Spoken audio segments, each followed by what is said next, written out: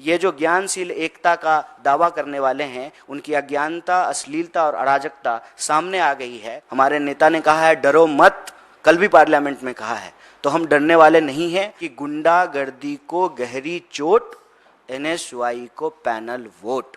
पिछले कुछ दिनों में अगर आप देखेंगे तो लगातार दिल्ली विश्वविद्यालय में एबीवीपी के समर्थक या एबीवीपी के लोग खुलेआम हिंसा करते हुए, गुंडागर्दी करते हुए पाए जाएंगे। आप सब लोगों ने भी देखा होगा कि किस तरीके से वो कॉलेज का गेट तोड़ रहे हैं, किस तरीके से जो है गर्ल्स हॉस्टल में जबरदस्ती गेट के ऊपर चढ़ करके घुस रहे हैं, किस तरीके से जो गर्ल्स कॉलेज का फेस्ट है उसमें घुस करके डिस्टरबेंस कर रहे हैं, किस तरीके से आम विद्यार्थियों को परेशान किया जा रहा है, डराया जा रहा है, धमकाया जा रहा है।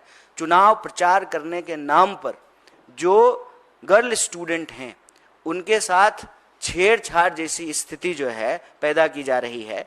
तो ये जो पूरा का पूरा वातावरण है वो दिल्ली विश्वविद्यालय की प्रतिष्ठा को कलंकित करता है।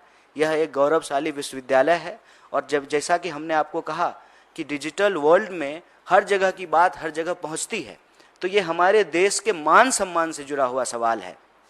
और देखिए सबसे इसमें खतरनाक बात क्या है कि कहते हैं ना कि चोरी और सीना जोड़ी, खुद वायलेंस कर रहे हैं, गेट तोड़ रहे हैं, विश्वविद्यालय कॉलेजों में जबरदस्ती घुस रहे हैं, दूसरे संगठन के जो वर्कर हैं उनको पीट रहे हैं, पुलिस जो है जबरदस्ती उनको डिटेन कर रही है, और वही लोग जो है मीडिया को यह भ्रमित करने का प्रयास करते हैं कि एनएसयूआई के लोगों ने वायलेंस किया। तो मैं आप सबके माध्यम से कहना चाहता हूं, मैं एनएसयूआई का राष्ट्रीय प्रभारी हूं, भारतीय राष्ट्रीय कांग्रेस ने यह जिम्मेवारी हमको दी है। आप एक भी व्यक्ति को लेकर के आइए जो एनएसयूआई का वर्कर हो, जिसने कोई भी हिंसा की हो, कोई गड़बड़ी की हो, हम कार्रवाई करेंगे। यह पूरी तरह से झूठ है। और जैसा कि हमने आपको कहा कि हम विश्वविद्यालय के मामले को विश्वविद्यालय तक ही रखना चाहते थे। अनावश्यक तौर पे जो बच्चे यहाँ पढ़ने के लिए आए हैं, उनके माँ बाप जो गाँव में हैं और दूसरे शहरों में हैं, हम उनके मन में भय का वातावरण नहीं पैदा करना चाहते थे। लेकिन यह जो हमारी भलमनसाहत है, इंसानियत है, इसको यह हमारी कमजोरी समझते हैं। तो हम उनको कहते हैं कि हम कमजोर नहीं हैं, आपसे डरते नहीं हैं। हमारे नेता ने कहा है डरो मत, कल भी पार्लियामेंट में कहा है, तो हम डरने वाले नहीं हैं। आपकी गुंडागर्दी का एक एक जवाब जो है दिल्ली विश्वविद्यालय के विद्यार्थी आपको देने वाले हैं 22 तारीख को जो मतदान होने वाला है। और इसमें हम कह रहे हैं कि गुंडागर्दी को गहरी चोट, एनएसयूआई को पैनल वोट। पूरा जो हमारा पैनल है 4165, पूरे पैनल को हर कॉलेज में, हर वर्ग, हर क्षेत्र, हर समुदाय, हर लिंग के लोग जो है वो समर्थन कर रहे हैं। और यही वजह है कि सब कुछ होने के बावजूद, धन दौलत, गोला बारूद, सरकार, शासन, प्रशासन, सब कुछ होने के बाद और दुनिया का सबसे बड़ा संगठन होने का दावा करने के बाद भी जो है उनको हार से डर लग रहा है। लेकिन हम उनको कहना चाहते हैं चाहे कुछ भी हो जाए, हम दिल्ली विश्वविद्यालय के भीतर जो शिक्षा का माहौल है उस माहौल को हम बिगड़ने नहीं देंगे। शांति, सत्य, भाईचारा और लोगों के लिए शिक्षा का बुनियादी अधिकार, इसको हम सुरक्षित करेंगे। शिक्षा जो है वो हमारे लिए हमारा संवैधानिक बुनियादी अधिकार है। इसीलिए हम कहते हैं कि सबकी सस्ती अच्छी पढ़ाई हमारा बुनियादी अधिकार है, इसको हम किसी भी सूरत में जो है रोकने नहीं देंगे।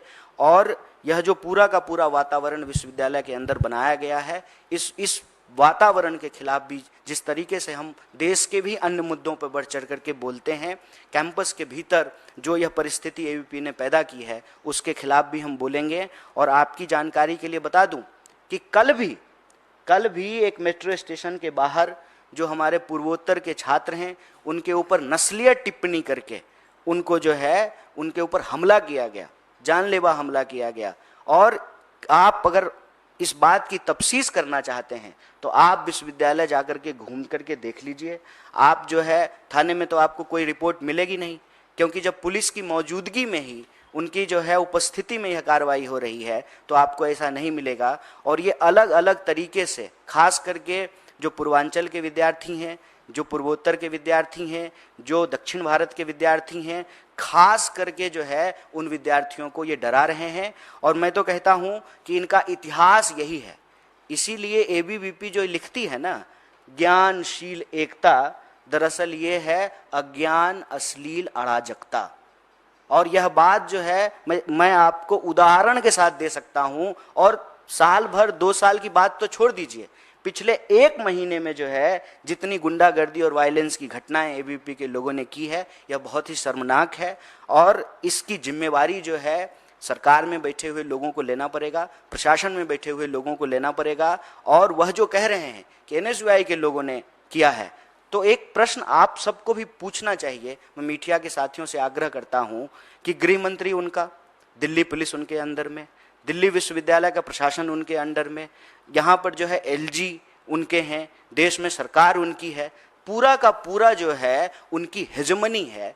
उस वक्त जो है वो अपने वायलेंस को जस्टिफाई करने के लिए अनर्गल और झूठे आरोप लगा रहे हैं। हम आप सबके माध्यम से दिल्ली विश्वविद्यालय के विद्यार्थियों को और देश को भी, क्योंकि दिल्ली विश्वविद्यालय का सवाल अब सिर्फ विश्वविद्यालय का सवाल नहीं है, ये देश और समाज का भी सवाल है। हम आप सबसे यह आग्रह करते हैं और आपको आश्वस्त करते हैं कि आप धैर्य रखें। कोई भी परिस्थिति हो जाए, जो हमारा विचार है, जो हमारा एजेंडा है, उससे हम 1 इंच पीछे नहीं हटेंगे। और एजेंडा हमारा ये है कि इस बार पहली बार मैं आपको ये कहना चाहता हूँ कि दिल्ली विश्वविद्यालय में विमेंस एजेंडा लाया गया है। और उस एजेंडे की सबसे खास बात यह है कि महीने के 2 दिन, कम से कम 2 दिन जो मेंस्ट्रुअल लीव की बात की जा रही है, और इसको लेकर के दिल्ली विश्वविद्यालय की लड़कियों ने जिस तरीके से रिस्पॉन्ड किया है। खास बात यह है कि जब हमारे कैंपेनर कैंपेनिंग कर रहे हैं तो महिला शिक्षिका आकर के कहती हैं कि हमारे लिए तुम लोग क्यों नहीं कर रहे हो। तो जिस तरीके से समर्थन मिल रहा है हमारा स्टूडेंट सेंट्रिक एजेंडा को, जिस तरीके से कॉलेज के भीतर जो एनएसयूआई से जुड़े हुए लोग नहीं हैं, रेगुलर स्टूडेंट हैं, पढ़ने वाले विद्यार्थी हैं, जो क्लास करते हैं, लाइब्रेरी जाते हैं, घर से आते हैं, वापस घर को जाते हैं, वो तमाम विद्यार्थियों का एक व्यापक सपोर्ट मिल रहा है। क्योंकि हमारा जो एजेंडा है उसमें हम राजनीति नहीं खेल रहे हैं। हमारे लिए ये नहीं है कि दिल्ली विश्वविद्यालय का चुनाव जीतें और तुरंत से जो है भाजपा में मंत्री बनने का जो है विकल्प खुला हुआ है। जो सरकार में होते हैं उनके प्रति यह आकर्षण स्वाभाविक है, लेकिन हम तो विपक्ष में बैठे हुए हैं और लगातार इस देश के मुद्दों पर बात कर रहे हैं। और आप हमारे पैनल को भी देखिए, हमारा पैनल साधारण किसान बैकग्राउंड के बच्चे हैं जो स्कॉलरशिप से पढ़ करके दिल्ली विश्वविद्यालय में पढ़ने के लिए आए हैं। और हमारा जो पॉजिटिव एजेंडा है, जो पॉजिटिव वाइब है, उससे व्यापक तरीके से विद्यार्थी भी जुड़ रहे हैं और विद्यार्थियों की सेवा करने वाले लोग भी जुड़ रहे हैं। और हमारा जो पैनल है उसमें एक लड़की के पिताजी जो है वो आर्मी में थे, माताजी उनकी जो है किसान हैं, तो वो समझते हैं कि सेवा का क्या मतलब होता है। इसीलिए हमने कहा कि चाहे देश में कोई भी इश्यूज हो, मणिपुर की अगर आप बात करें तब भी ये चुप रहे, महिला पहलवानों की बात करें तब भी ये चुप रहे, विश्वविद्यालय का बजट कट किया गया तब भी ये चुप रहे,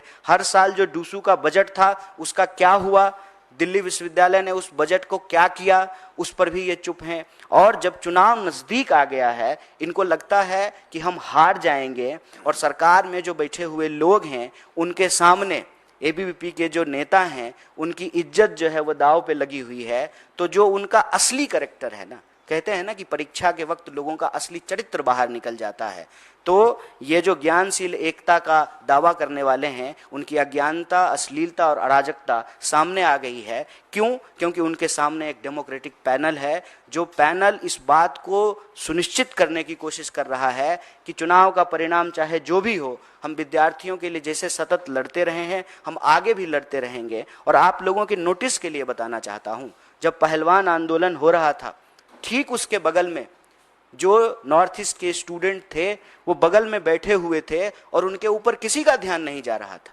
लेकिन विद्यार्थी लगातार इस देश में होने वाले किसी अन्याय को लेकर के जितनी उनकी क्षमता है वो आवाज को उठाते हैं। वो कहानी आप सब लोगों ने सुना है कि एक कोयल जो है अपने चोंच में पानी लेकर के आग बुझाने की कोशिश कर रही है, किसी का ध्यान आकर्षित नहीं हुआ। और उस किसान आंदोलन में जो हमारा पैनल के कैंडिडेट हैं वो बढ़ चढ़कर हिस्सा लेते थे, पहलवान आंदोलन में बढ़ चढ़कर के हिस्सा लेते थे, और उन्होंने ये देखा कि मणिपुर के लोगों के साथ किस तरह से अत्याचार होता है। फिर एनएसयूआई ने उसको सवाल बनाया, और ये दुखद भी है और आश्चर्यजनक भी कि जब तक वो एक विचलित करने वाला वीडियो नहीं आया तब तक देश और दुनिया का ध्यान मणिपुर पे आकर्षित नहीं हुआ। तो ये सब सवाल उठाने के चलते जानबूझ करके, खास करके जो पूर्वोत्तर का समर्थन, पूर्वांचल का समर्थन मिल रहा है, जो नॉर्थ ईस्ट के स्टूडेंट हैं, उत्तर पूर्व के विद्यार्थी जो उनका समर्थन मिल रहा है, साउथ के जो संगठन है, मैं आपकी जानकारी के लिए बता दूं, जो मैत्रेयी ऑर्गेनाइजेशन है केरला का, उसका जिस तरीके से समर्थन मिल रहा है, तो एबीपी कहीं ना कहीं घबराई हुई है और जो हमारा पॉजिटिव एजेंडा है, मैं बार बार कह रहा हूं, उसको डिरेल करने की कोशिश कर रही है। तो हम बार बार कहते हैं कि वो सब कुछ, तमाम कुछ लगा लें, पूरी ताकत लगा लें। एक तरफ शासन और प्रशासन है, सरकार है, और दूसरी तरफ विद्यार्थी हैं, और विद्यार्थियों का यह प्रथम धर्म है कि वो शिक्षा के बुनियादी अधिकार की रक्षा करें, और सरकार का भी यह कर्तव्य है कि वह शिक्षा देने का काम करे। अगर इसमें कोई बाधा उत्पन्न की जा रही है तो उसके खिलाफ हम मुखरता से लड़ रहे हैं, लड़ेंगे, क्योंकि हमारा यह मानना है कि अगर जेएनयू में 10 रुपए में लोग पढ़ सकते हैं तो उसी पढ़ाई के लिए दिल्ली विश्वविद्यालय में 70,000 रुपया क्यों लिया जा रहा है? शिक्षा जब हमारा बुनियादी अधिकार है तो वह बुनियादी अधिकार हमसे क्यों छीना जा रहा है? जब प्रगति की, विकास के बड़े बड़े प्रचार किए जा रहे हैं तो उस प्रचार में हम विद्यार्थियों का भविष्य कहाँ है? इस देश के नौजवानों का भविष्य कहाँ है? जब सबसे प्रतिष्ठित विश्वविद्यालय में, देश की राजधानी में, जहां पूरा का पूरा शासन प्रशासन बैठा हुआ है, उसके नाक के नीचे दिन दहाड़े विद्यार्थियों के साथ अगर हिंसा हो रही है तो यह बड़ा ही शर्मनाक है।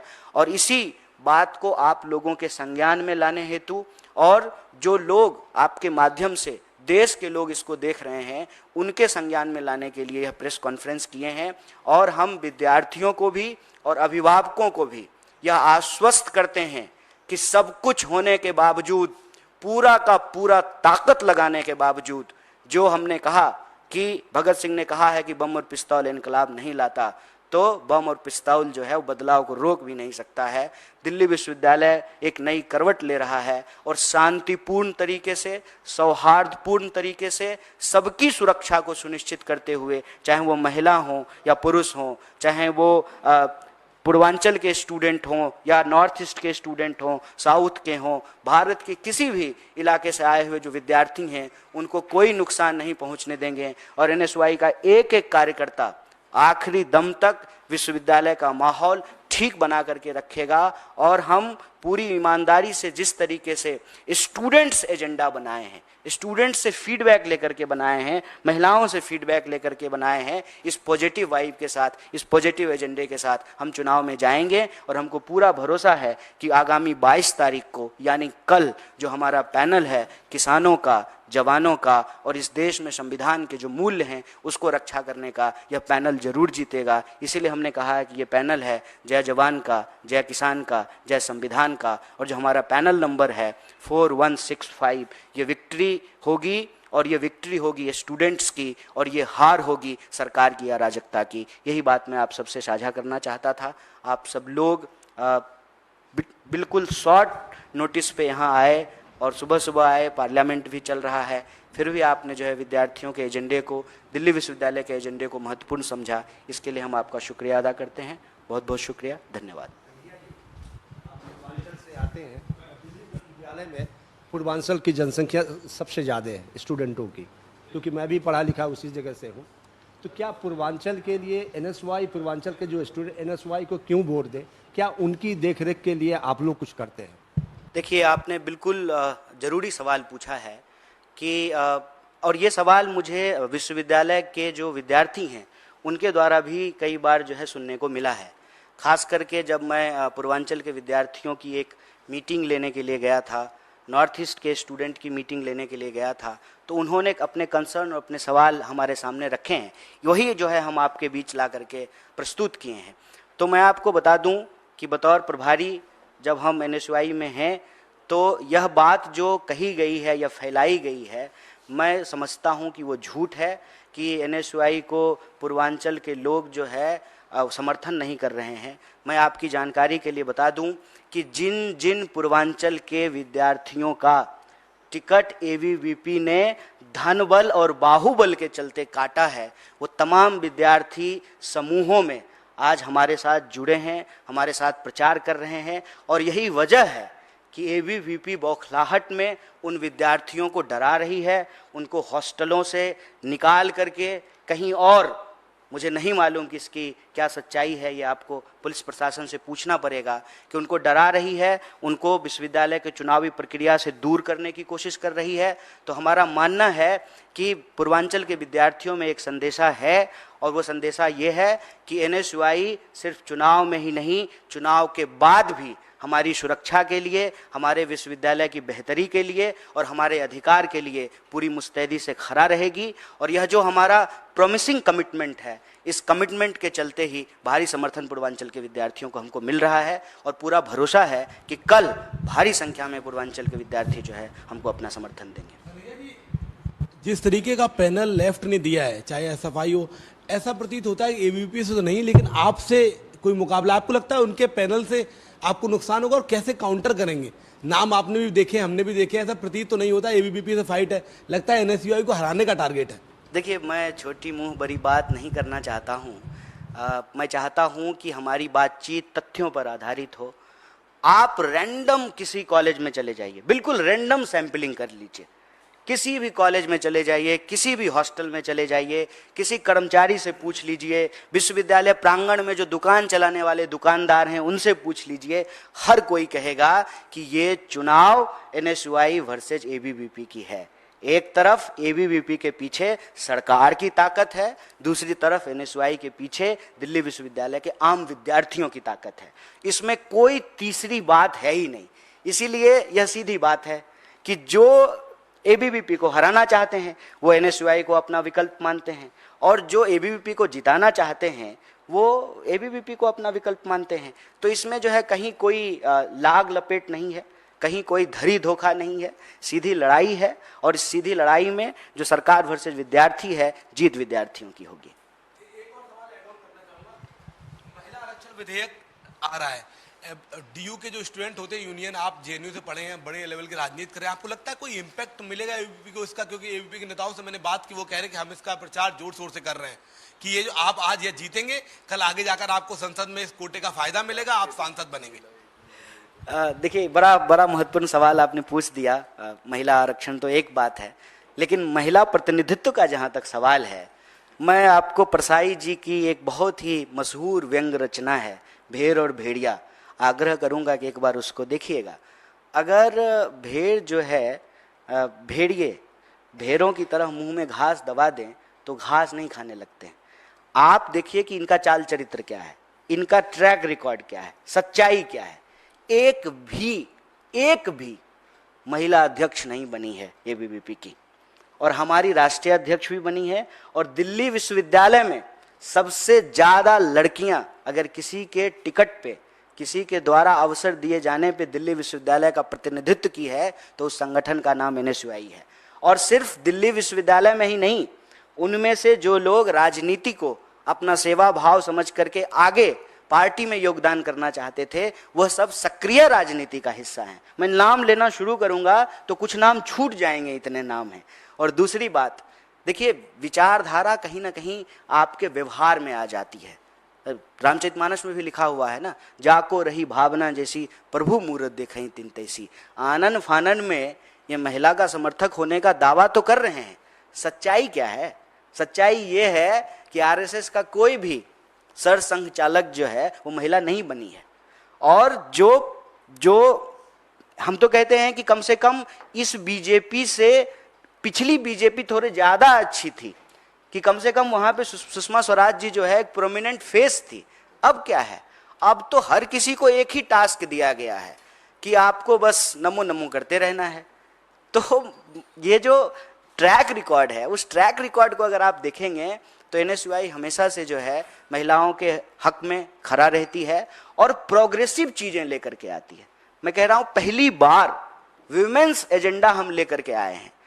एबीवीपी जो है आनन फानन में पता नहीं कुछ लाई है कि नहीं लाई है, लेकिन वो इस बात से रैटल्ड बहुत है कि जो डिमांड हम स्टूडेंट से फीडबैक के आधार पर लेकर के आए हैं कि महीने में 2 दिन, 4 महीने का सेमेस्टर है तो आप महीने में 2 दिन के हिसाब से उनको लेक्चर में एग्जम्पशन दे दीजिए।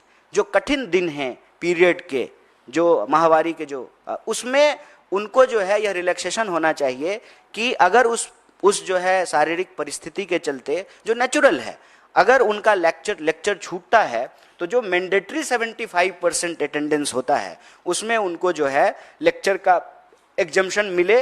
और अब तो मैं समझता हूं कि लॉकडाउन के बाद बहानेबाजी का भी कोई जगह नहीं है।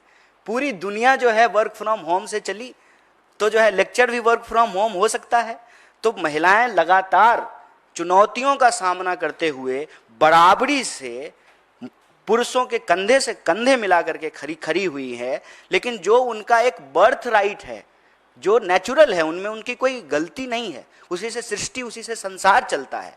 तो उसको जो है अछूत बनाने की बजाय उसको हमको नीति निर्धारण का हिस्सा बनाना चाहिए। इसीलिए हम महीने में 2 दिन जो है मेंस्ट्रुअल लीव की बात कर रहे हैं। और भारी तौर पे जो विद्यार्थी हैं उनसे हमको समर्थन मिल रहा है, और यही वजह है कि एबीवीपी अनर्गल जो है वो आरोप लगाती है। इस आरोप में कोई दम नहीं है। हमने कहा कि आप उनका और हमारा ट्रैक रिकॉर्ड उठा करके देख लीजिए।